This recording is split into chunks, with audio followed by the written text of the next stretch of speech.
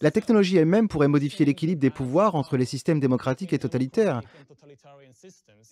Et je crains que les nouvelles technologies ne donnent un avantage inhérent, pas nécessairement écrasant, mais elles ont une tendance à donner un avantage inhérent au régime totalitaire. Parce que le plus gros problème des régimes totalitaires du XXe siècle, qui a finalement conduit à leur chute, c'est qu'ils ne pouvaient pas traiter l'information assez efficacement. Si vous pensez à l'Union soviétique, vous avez donc ce modèle de traitement de l'information qui dit en gros, nous prenons toutes les informations de tout le pays, déplacez-les vers un seul endroit, à Moscou.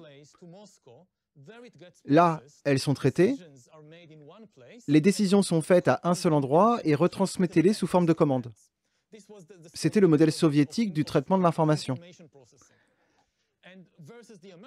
Et par rapport à la version américaine qui était, nous n'avons pas un seul centre, nous avons beaucoup d'organisations et beaucoup d'individus et d'entreprises, et ils peuvent prendre leurs propres décisions. En Union soviétique, il y a quelqu'un dans Moscou qui, si je vis dans une petite ferme ou un kolkhoz en Ukraine, il y a quelqu'un à Moscou qui me dit combien de radis faire pousser cette année, parce qu'ils savent. Et en Amérique, je décide par moi-même. Vous savez, je reçois des signaux du marché et je décide.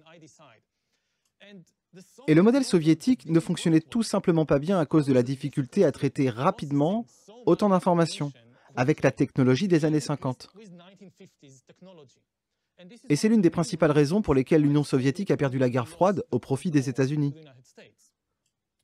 Mais avec la nouvelle technologie, tout à coup, cela pourrait devenir, ce n'est pas certain, mais l'une de mes craintes est que la nouvelle technologie rende soudainement le traitement central de l'information beaucoup plus efficace que jamais auparavant, et bien plus efficace que le traitement des données distribuées.